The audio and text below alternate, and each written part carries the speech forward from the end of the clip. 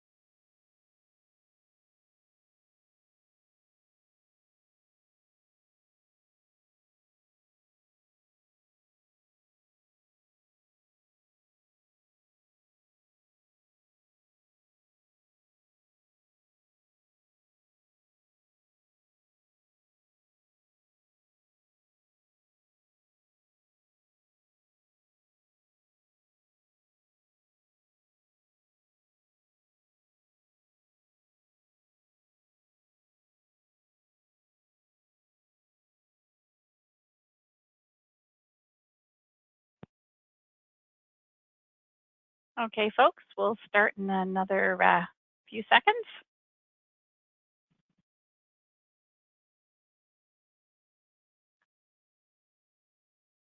This is our last one of the season, so hoping to get a few people on, perhaps who haven't been here before, or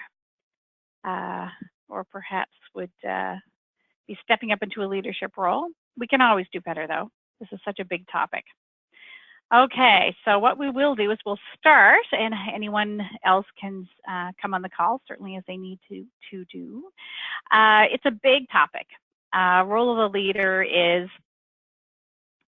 essentially, you could do an entire master's degree on this topic alone. So what we're going to try to do is talk about some key areas, some sort of standards and best practices. We're also going to delve into leadership styles. It's Goleman's situational leadership styles, which some of you may or may not have seen before. But again, it's a good little recap. It's a good little think through of how you show up as a leader every day and how you adapt to the environment and the people around you. So the first session, we're going to try to get through. We might not get into the actual styles. However, we'll certainly get to that in the second webinar as well. All right, in terms of leadership development, so it's an ongoing process. I've shown you this before.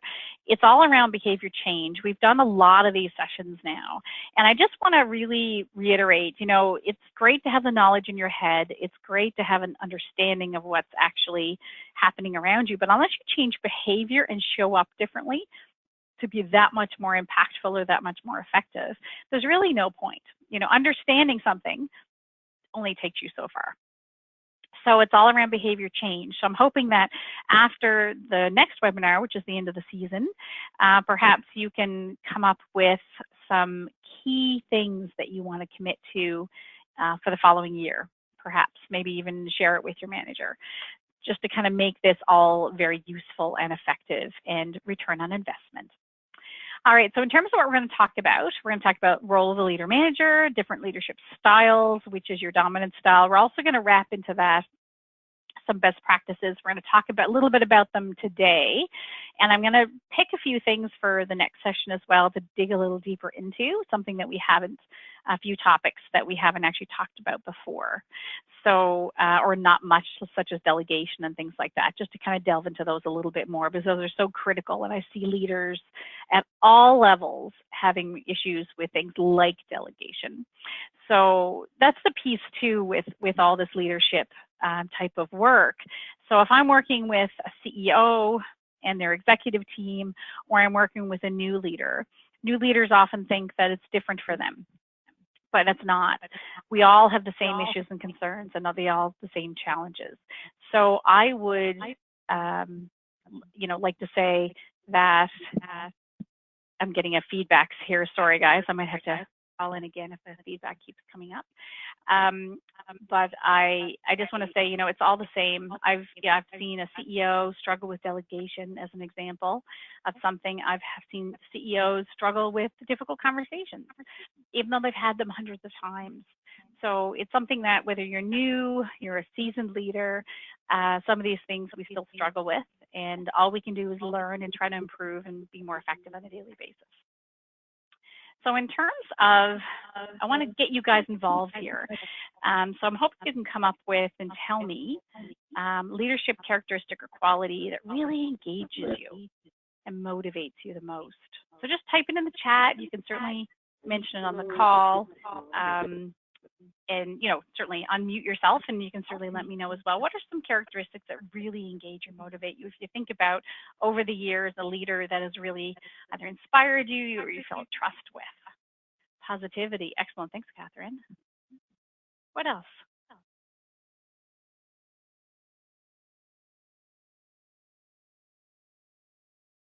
Encouragement, yes. And encouragement is such a deep one, actually, in the sense of how do they encourage you? And that'll actually play into when we talk about styles, because however I want to encourage you may not be how you want to be encouraged.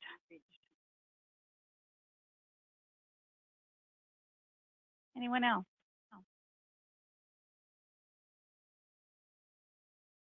Give me a couple more. Easy to talk to, yes. That sense of I have trust, I can walk in, I can talk to this person no matter what it is, no matter if I've made a mistake, I've got a challenge, I've got a concern, or just to share some positive information. Absolutely. Thanks, James. How about one more?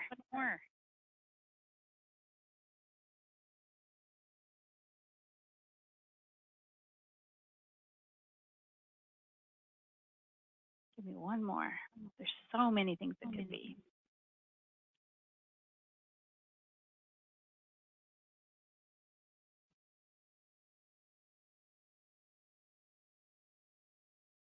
Confidential, that's a really good one.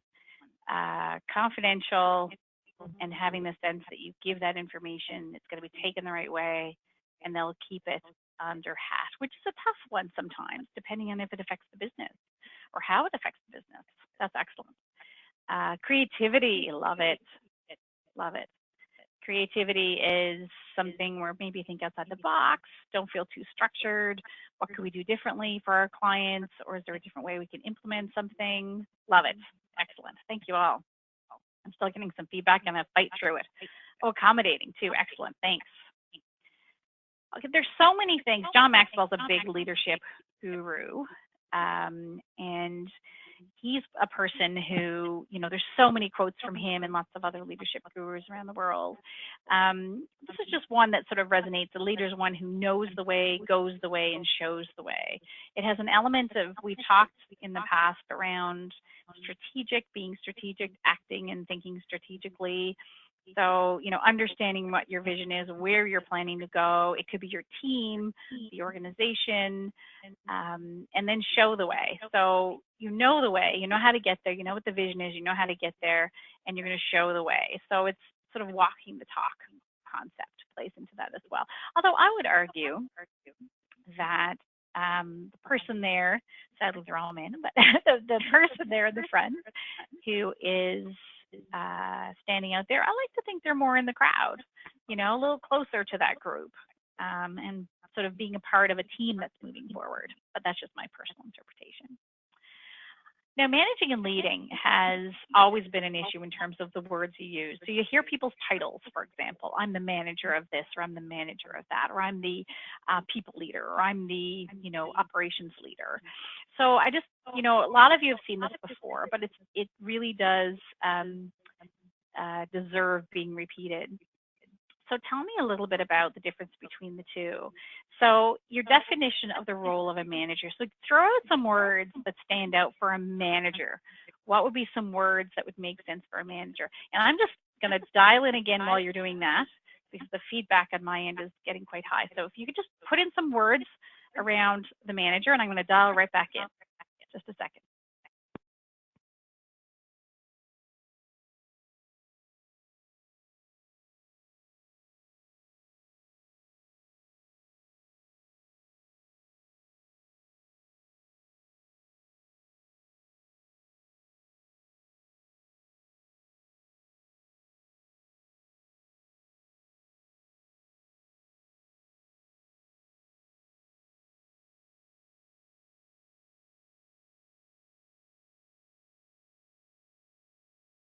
Okay, I think I'm back. Still got a bit of feedback, but I'll work through it. All right, so problem solver in charge implements the vision. I like that actually. It's an implementing component. Open door, interesting. So processes, procedures, organization. Yes. So if that's a manager, then what would be a leader? So tell me about some words that stand out when you think about a leader. Inspires, nice, motivates, sets an example, progressive. I like that one actually. Doesn't tie into my definition perfectly, but I really like that, James. So that's excellent. And a lot of times when you look at manager and leader, people will say, oh, can you be both? So if you actually look at, so I'm just going to offer this as a definition. So managers tend to focus on the people, not the people, everything else, so activities and processes and procedures. And so it really wraps around planning and coordinating and budgeting. And I'll talk about strategy in a second. Problem solving in the sense of sort of that tactical problem solving everyday type work that you guys do on a daily basis. So whereas leaders tend to focus on people. So you're looking at, how do I shift people? So I'm managing activities and processes, but I lead people. So vision, as we talked about, inspiration, persuasion, which we talked about the other webinar we did on persuasion, creating those relationships, teamwork, and by far one of the things that's done the least by leaders, which is listening. So that's the one I point out when I'm doing this with senior folks, is that how much do we actually listen? Oftentimes, as we get higher up in an organization, we do less and less listening and more telling. So again, managing activities and leading people. And do you do both? How could you not do both, right? You have two elements of your role, whether your title has manager or your title has a leader. If you're doing these activities as a leader, then you are a leader. You could be somebody who is not actually got a title. You may not have people reporting to you, but you can absolutely do those things, which is why people say you don't have the title to have a title to be a leader.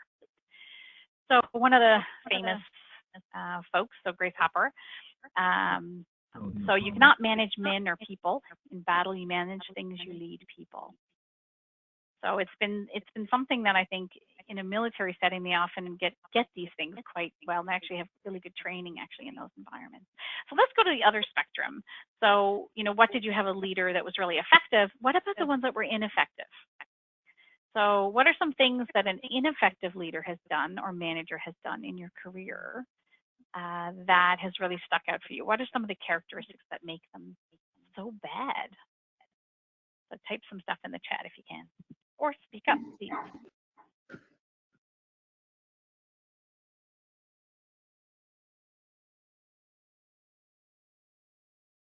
And they're inflexible. Nice.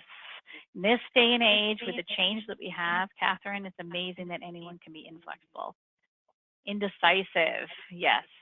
Or someone who needs to have input from everyone and then needs to think it through for a month before they make a decision. Yes. And again, we all have different levels of risk and we have different levels of needing to think through for change. But yes, being indecisive when things really need to happen. Give me a couple more there. Volatile, there's an interesting word. So volatile, it could be emotion, it could be very sort of showing their emotions maybe when it's not needed or expected or warranted. In meetings, someone being maybe come across maybe aggressive, not really having an emotional intelligence for sure. How about one more?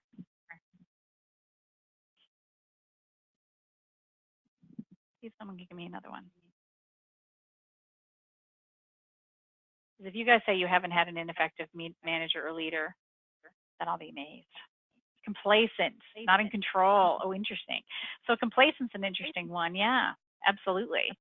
Not making the changes, not being, incited, even just showing that emotion sometimes with complacency, not showing that need for change, not in control. Oh, that's frightening. Not that I'm going to ask all the details, but yeah, I think we can all relate to that one for sure. There's so many things that we see in communication. Oh my gosh, yes.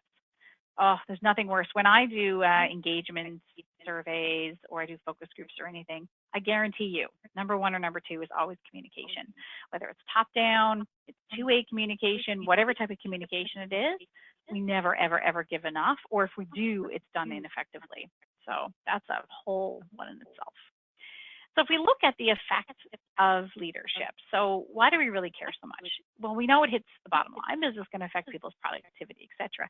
But what about people's intention to leave? So this is just one study just to give you an idea.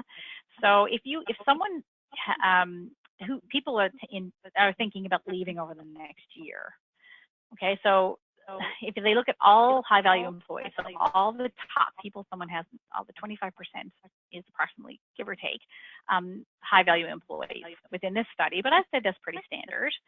The people that 25%, if they're going to leave in that year or think about leaving in that year, if you have a bad boss, that goes up to 39%.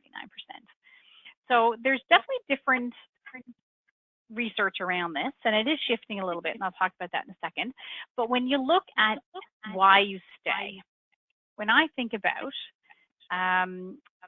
whether it's your insurance broker, whether it's your banker, the trusted relationship you're going to have, those connections with people make a difference. So it's no different with your employer. So all the feeling, like I could have worked for an amazing employer, but a terrible boss. Now, so that is one of the biggest reasons why people leave. Having said that, there is a little bit of research now that's showing for the younger generations, one of the other things that really stands out is for senior leadership. So for young folks, on average, I don't like to generalize, for those folks, looking at the senior leadership in an organization, resonating with them, understanding them, feeling like they've been communicated with, they're communicating with them in one way, shape, or form, and having a sense that they are good leaders actually is coming close to being as important as their boss. But at the end of the day, if you're someone's boss, you're the one you can control yourself. So it's whenever I see leaders and they talk about their dysfunctional team or, oh, it's just not working and I can't get it together. And I really, have to be bold and say, and I do it many, many times. And I did it in a session the other day with the senior team. Now, who owns that? And, one person bravely put up their hand and said, we do. And I said, yes, you do. So let's talk about that, right? What can you guys do differently? So when you have people that aren't working out, they're not connecting, they're not doing whatever, you have to own that. That's not their fault. It's something that you have to take control of and fix. So in terms of how this all works, I've showed you this before, the engagement connection. It's a direct impact of what you do every day with your team, how it impacts the bottom line. So it's so hard for young leaders and they're starting out. We can all relate to this if we're more seasoned, and they have people at their door. They've got to deal with all these issues. They've still got to book a business in most cases. How are they actually going to make a difference? Well, oftentimes what happens, as we know, is that our focus tends to come on to actually looking at revenue, what's the quarterlies, what are our numbers, and the processes and measurements around that, and we actually put the people side to the bottom. So whether it's the performance management, the coaching, recognition, development, whatever it is, it always gets lessened. Whereas what we really need to do is a balance. Yes, it's not all about the people. You still have to hit the targets. You still have to be aligned as a team in terms of how you're driving the numbers forward, how you're driving the customer service forward, all those metrics that you have, but it's all done through people. So you have to have a balance between the two. And as an organization, if you've got core values, you look at what you need to do is work with your numbers and your metrics and your people and try to get them engaged. And how you do that is by really aligning with your core values. What are they? Do you have them around being respectful? Do you have it around client service? That's what you really got to manage and try to balance that out. And I can almost say that 95% of the organizations I've ever worked with haven't figured that out yet. It's a constant struggle. Okay, so this is just to give you an idea. A study is quite a number of years ago now, but just to give you an idea, some of the numbers are a little extreme, but it'll give you a sense of where some of the research is. So this is Canadian, which I don't get a lot of, 300 organizational leaders across Canada around satisfaction and retention. So what they looked at is what are the top rated areas of impact. So they went out to these leaders across the organization or across organizations across Canada and asked what are the top areas. Okay, so they had, not surprising, trust. So you got trust for senior leadership, asking for ideas and opinions. Do you understand the vision? Do you trust your supervisor? Recognition and praise, having a clear say in decisions, and having a caring, considerate supervisor. So does the person actually care? Like, are they there if I need them? A lot of the things you guys already talked about. So what do they think they actually had within their organization? So when they actually rated themselves, this is what they came up with. So they said only 37% of the respondents said they actually was trust in senior management. People weren't asking for their opinions. They weren't aligning with the strategy. It's quite extraordinary, actually, how low the numbers are. So whether these numbers are completely accurate with all organizations or not, oftentimes they're not high. I was with a very large organization leadership team the other day, and I think their numbers in the engagement space were anywhere between 34 and 50%. So it's in different pockets, obviously, within these large organizations, you'll see higher levels. But what's the actual, this is satisfaction and retention, which aligns very much with engagement. Yeah, how bad is it? What's going on out there? But here's the piece. A lot of these pieces of those 7, you impact directly. Maybe not senior management if you're not in senior management, but everything else in there, you have a say in, right? You're the one that affects those numbers. You're the one that affects those challenges and issues. So in terms of leadership, a lot of people will say, what do you need to be a leader? They'll ask me those questions all the time. So we're recruiting for somebody and we want someone who's this, that, and whatever. So is it around charisma or charm? Does it matter if you're an extrovert? Does it matter if you've got that certain type of personality that people relate to?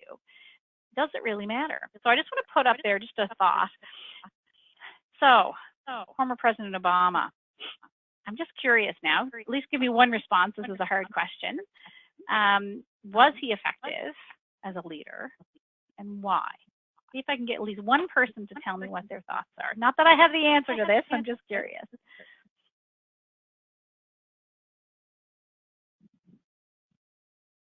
Why do you think he was or wasn't effective? See if someone can be brave enough to give it a shot.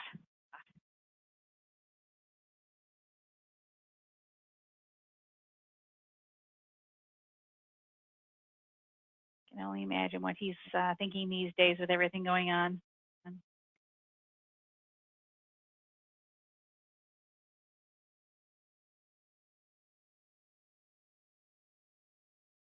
Ah, nice, James. Like it. Yes, he was a good listener. He did show his vision. He was very thoughtful, very, he could talk on the cuff, but he was very thoughtful and he engaged people tremendously. He was absolutely inspiring. But when you think about his personality, was he really that wild and charismatic type Richard Branson? Or, did he have that? Not necessarily. He won audiences over. The more he spoke, the more people listened. And he actually is more of an introvert. He has a lot of introverted tendencies. And when you actually look at the data in terms of best leaders around the world, guess what? They're often introverts, because introverts are often better.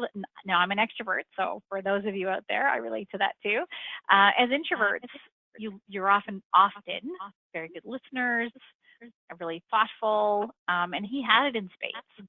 So that was excellent. Thank you so much for that. But again, did he have the charm? Did he have the personality that they probably would naturally pick? I think historically, if you look at people in those types of positions, probably not. But he was extremely successful. Well, people can argue that, but there were elements of, he definitely won the popular vote. So he did do his job. So when you look at all the training that we do, everyone's different. So we're going to get into best practice now in a second. And one thing around best practice, people will say, oh, best practice is the same for everyone. Not so much. So best practice, not one fits all, okay? So there are going to be industries, areas, departments that some of these things you're going to look at and say, yeah, they all make sense. And other people will be like, yes, but. And that's perfectly fine. But there are some common themes. I'm hoping I'm going to hit the high level ones here now that will actually stand out. And what I want you to do as I go through these is, I don't actually have a survey as such, but I want you to actually think about. So if you are a leader currently, or pretend that you were if you're going to be one soon, see what people would rate you. So if I went to your team, when I read these, if I think about if Heather went to the team and asked what they would rate me from 1 to 10, I want you to keep a note of what you're rating yourself. And notice if you're rating anything 6 or less. Okay? So I want you to rate yourself to 13. I want you to rate yourself. I'm not going to question which ones you're low on, but I want you to really think about it and put them as considerations for change. Okay? So one thing we've talked about a lot now is mobilizing people towards a shared vision and values. So, you know, do you know what it is? Do you speak about it? First of all, if you have one, that is. I have one department actually within a larger group that I'm working with in a large organization who came up with their own because they didn't have one as an organization. So is there something from a vision of what? So you're the claims department as an example. So what do you want to be when you grow up? Right? What are you striving for? What do you want your clients to say or the clients to speak about you? Right? So what can that be and how can you move people towards that? So where would you be rated in that? And just like someone mentioned before, I can't remember who, sorry, seeking out change, right? Having flexibility, looking at innovation and improvement. Again, you could be a regulated industry, you could have very restricted area things that you can do, but you still have that little box that your work within where you want to make sure that you're pushing those little boundaries of the edges of the box, right? To see what you can do that much better. Is that coming into your conversations, your meetings? Are you even evaluating your meetings to see how effective they are? So how does that show up? Are you empowering others to act and get things done? Typical example here, if you're rating yourself, picture you go on vacation. Do you have confidence that when you go on vacation, people feel empowered and they have the authority to make the decisions they need, or are you constantly being bombarded with questions and approvals? You know, are you letting go, right? Empowering those people to do it themselves. Are you walking the talk, right? This is a tough one to rate yourself on because a lot of people don't think people are, but they think they are, right? So are you actually saying things? Are you doing it? Are you talking about people giving feedback? Are you giving enough? Right? Are you having difficult conversations? And are you doing it yourself? Right? So think about that one. Celebrating accomplishments. We've talked about feedback a number of times during these webinars. So are you actually celebrating accomplishments? So is there something, a lot of people will say, I find this often happens, people say, I'm not gonna give someone credit for doing their job. So that's not it at all, right? We're talking about, when we say accomplishments, we're not talking about basic general positive feedback. We're talking about, did something happen? Did some milestone get hit? I don't mean a monstrous one. Are there small things, little successes towards a larger goal that you can actually celebrate? Because heaven knows we've all been through a lot of rough times with the economy and everything. You need a little bit of that. So keep rating yourself here now. So creating conditions for distributing the leadership function throughout the group. Are you always the leader? Are you the one everyone goes to? Is anyone else taking something on? Are there projects? Are there things that you're helping others and giving them authority to do? Are you always chairing the meeting? Why can't someone else chair? Right? Are they coming up with solutions, or are they always come to you for the solution? Right? So are you actually helping distribute leadership, helping other people think, be creative, come up with ideas, and lead so that you don't have to do it all, because it's hard work. It can get tiring. Okay, holding others accountable. Are there people right now out there in your team that you are not holding accountable or not equally? Is there somebody, as an example, who would be lower in this one, where there's probably someone in your group that's more difficult that you haven't had those difficult conversations with? So that's a typical example of why someone would rate themselves a little lower in this area. So are you holding everyone accountable as a team and individually? Showing respect for team members And this doesn't mean they all have to be the same. It's looking at them as showing them respect for who they are. Do you know who they are? Are you adapting your behavior as a leader to be respectful to those people, to show that you care, to help engage and drive them? So are you looking at them as different and each of them having value? Just because you have someone who's strong-minded on your team, as an example, maybe they're rubbing up against you a little bit, but can you show them respect and saying you value those and maybe give them feedback if they go over the boundary, right? So how can you treat everyone, not just equally as such, this is not necessarily the case, but showing their own intrinsic value? Listening. Most of us don't do this really well, but some of you do. I can almost guarantee there's some people on the call who are really, really good listeners. They're the ones who sit and they listen, often introverts. I have to push myself to this one unless I'm coaching, where it comes more naturally for me. So, you know, who is good at this? Are you really good at it? And when you're listening, are you really listening? And we've talked about listening before. And are you actually listening with a sense of curiosity? Just a few more. Expressing your own beliefs clearly and without blame. So are you expressing your own ideas, your needs, your beliefs? And are you encouraging that within your team? So are you being open with your team? Are you actually showing your concerns and challenges as well? You know, you are human. Number 11, creating healthy conflict. So are you actually creating debate in a positive way? Are you supporting interaction between the team, but also having boundaries on that so it stays respectful, right? Are you creating an environment where we're challenging the norm? You know, how can we make that a bit better? How can we do this? How can we do that? And making healthy conflict around that, which we've talked about before as well. And persuasion power. We've talked about influence and persuasion. So do you have the ability to inspire action for people? Do you have, like someone mentioned earlier, inspiring, right? Do you have that ability to kind of get people jazzed up about stuff? Everyone can. I don't care how quiet you are. I don't care how reserved you are. It doesn't take much. My level of showing emotion maybe and a little bit of enthusiasm or passion around something might be a little bit higher than some of you, but if you elevate beyond your norm or you show something or there's a different tone in your language, you're a little more expressive about something, you could actually help inspire others. Not saying that's the only thing, but that's what often I see. And the last one, recognizes people may be sometimes irrational, emotional, uncontrollable, and even unpredictable. So really not judging others, understanding that people around you are going to react in different ways and you roll with it. You actually aren't offended if somebody gets upset about something. You're curious, you're supportive. This is a really tough one, by the way, but knowing that those people on your team are going to be that way sometimes, including yourself, and being accepting of that and not judging because of it. So that's a little bit of a different one, but I wanted to throw that one in there. So take a look. I want you to think about now which ones there stood out for you that you need to think about. And if you don't know, when in doubt, do a rating of 1 to 10. Get everyone to rate you on it. Pop it underneath your door if you have a door, right? There are lots of ways that you can get feedback on those areas. So leaders. One of the things around leaders is development of others. The perfect scenario for a leader, and I always say it's the ultimate test, is to work yourself out of a job.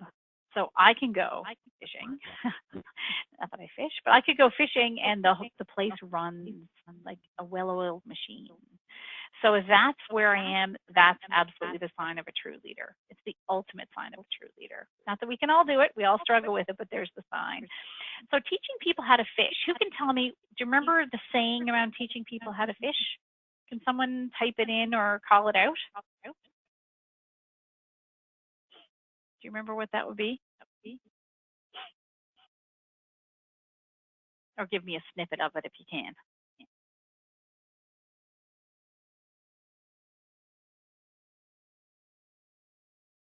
Yes, perfect. Thanks.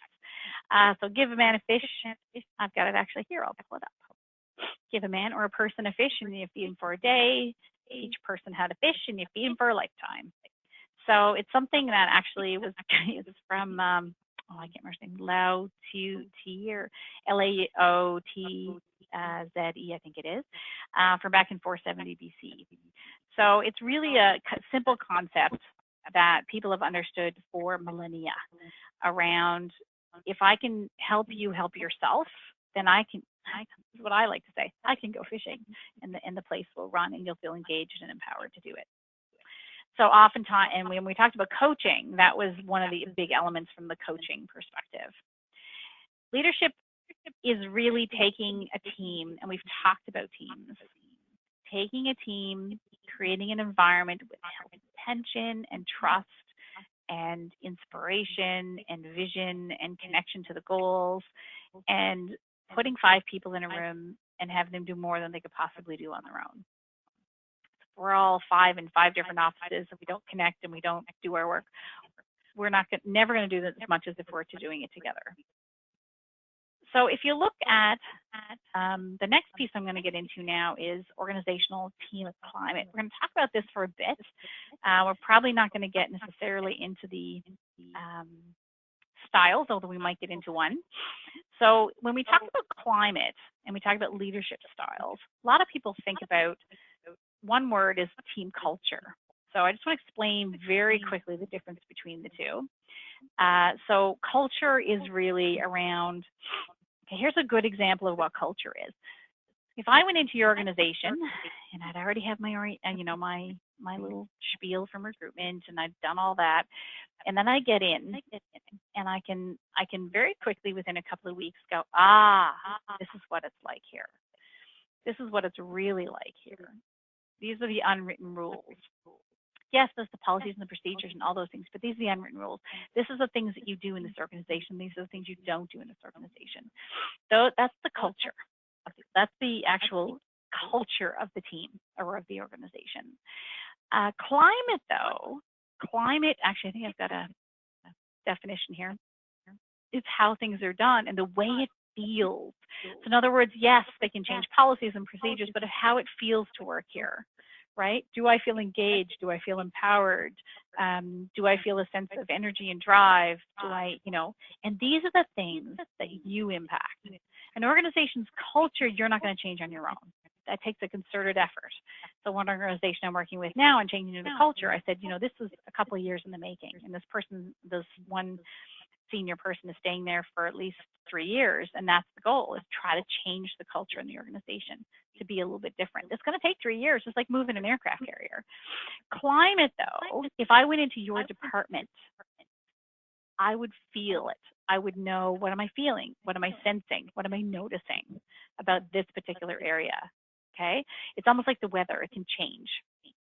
The leader changes, that's going to change. Okay? Whereas a team culture, an organizational culture will last well beyond the leader. Okay, so just to give you a little bit of a definition between the two.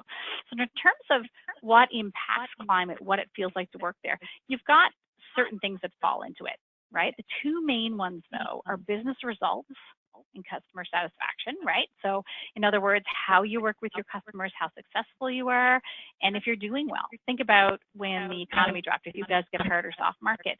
So what changes? You can have a uplift and you can have a downslide. The biggest one, though, is you and your style. How you work with your team affects how it makes them feel. So we're going to talk just a little bit now around what climate, some areas of climate that kind of you can relate to. So in terms of climate, we have different areas. So I'll start at the bottom, actually, clarity. Do people know what's expected of them? So if I go into a team, is there clarity around my role? Is there clarity around how it's done? Then standards are more around, standards of performance, right? So is there emphasis put on improving performance and doing one's best? And is that done by everyone? Are there standards? Are they being met? And if you have responsibility, is there a sense that I'm being delegated to, I'm feeling empowered, I actually have authority to do my job? I don't feel like I'm constantly having to go to the manager all the time. I feel like I have some things that I'm actually responsible for. That can elevate the sense of climate. Flexibility, which actually came up when someone said it's inflexible, a leader. So constraints in the workplace, right? Some of it you can control, some of it you can't. Are you flexible? There's going to be structures in place like HR policies and things like that that you cannot necessarily work around. Other ones, there might be some flexibility. Are you flexible in terms of how you work as a leader? That can affect how people feel within your team. And then we get rewards. So do they feel like they're being recognized and rewarded for their work, right? So are they feeling they're bringing value? Do they think about it? Do you want to bring value every day? I do.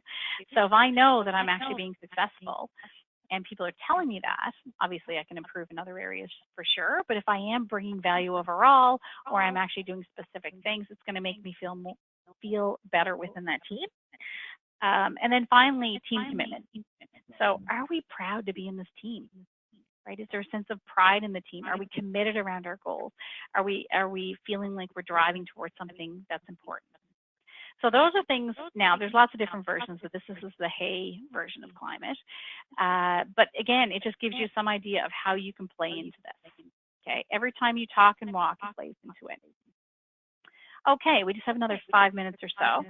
In terms of leadership styles, I'll just do a quick introduction. Maybe we'll go through the first one, and then we'll follow up in the next session.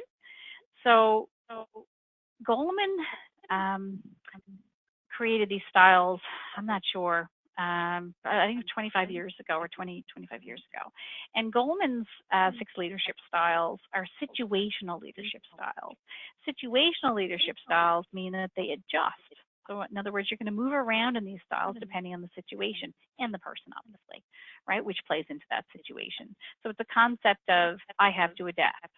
And I've said it to you guys before, your role is not, your team's role is not to adapt to you. Your role is to adapt to your team and your individuals on your team around the situation, around the person, around their needs, etc. Okay? So when you look at leadership styles, one little example I'm just going to give you, just to get some context, is understanding your team, but understanding your approach. One person that really stands out, if anyone has ever read about Al Mulally. So he's the former CEO of Ford. They actually just had I think there's 2 people since him now. He wasn't that long ago, but he had someone who I think they got rid of last year, and now there's a new fella in there as of sometime last year. But his approach was a little different. So what he would do every week is he would go into his business plan review meetings, I think is what they called it, and he would ask his direct reports about each of their 5 key priorities. Okay, so what are your 5 key priorities for this week? And rather than saying, oh, here's how you could do that, or, you know, what's going on there, and he would facilitate some learning around the team. So he wouldn't say, here's my opinion, or how can I help you? He would say, who's the best person in our company to help you?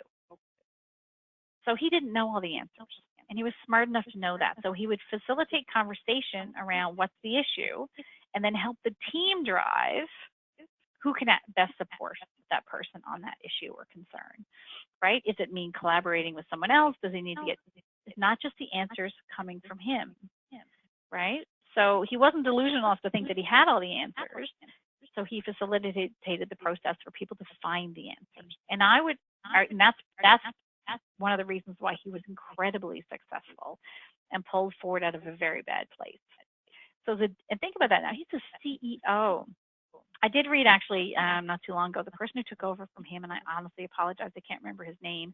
One of the things that they said about him of why he wasn't successful and he was removed was the fact that I think Mulally had maybe like 6 direct reports or something like that, whereas the person that came in became much more controlling, much more authoritative, and I think he had 24 direct reports. He wanted to be in control, and he wanted to have the answers, and he was removed. So again, not saying that one style is better than another, but for the situation and the organization, that was the one that worked and resonated the most for what they needed to do to be successful. So when you look at the different styles, I'm just going to do a quick introduction here before we finish in the next 2 minutes or so. So we're going to get into these next time, and I'm going to get you guys to really look at them and listen to them and think about which one's your primary style, which one is going to be your least used style, and which one do you need to use more. okay, for your actual role. These are situational leadership styles, and you should be able to do all of them. The biggest thing about this, you've probably seen leadership styles before, you probably even know these particular ones. It's more around thinking around, what am I actually using effectively? Am I using all of these effectively for the right reasons and for the right people in the right situation? Okay, so one of the ones we did delve into, we tapped into coaching when we talked about coaching. So that shouldn't be a big surprise when we get to that one. Some of the other ones you're going to know, there's a few, and also if you've read Goleman's before, he does have some different words he uses from when he started it to now in terms of describing them. So in terms of the commanding style, oftentimes, you know, people use different types of words, and he will as well. So authoritative, he also uses authoritative for visionary, which is a little confusing. If anyone does want, I can certainly, you can let Carrie know if there's an article or anything you want on that, because I have a couple of really good articles that delve into them a lot more. So the styles themselves, again, you have to adjust them and for what you need to do, and what you need to do at any point. I had this one leader who, I loved her. She was amazing. And one thing I could see her do, and once you get into these, you'll understand them more, but she would actually use these styles, I'd say in the span of 3 or 4 minutes. Different words, different language, different things she'd say would actually appeal to all of these. I would actually see different things being used in the span of a meeting. Almost every meeting, I would see all of these come out in one way, shape, or form, depending on the topic and depending on the person and situation that we were discussing. So it's something that you need to think about, and we'll discuss next time. We'll get more into them in detail, and then I want you to decide which ones you have, which ones you're committing to change, and what it takes to get there. Okay, so I think we're at, we're at the quarter hour there. So we'll stop there now in this perfect time, and we'll start up again. And if there's anything in particular, please put in the chat that you want to discuss around leadership. This is our last webinar now of the season. So if there's anything particular around leadership you want me to see, I can adapt it for the next session. I was planning on going through these and also getting into delegation for sure, and maybe a couple of other quick topics. If there's anything topical that you want to discuss or see more information about, by all means put it in the chat or let Karen know. And we will talk to you in a couple of weeks. Thanks so much, everybody, and we'll talk to you soon. I'll stay on the call in case there's any questions. Thanks.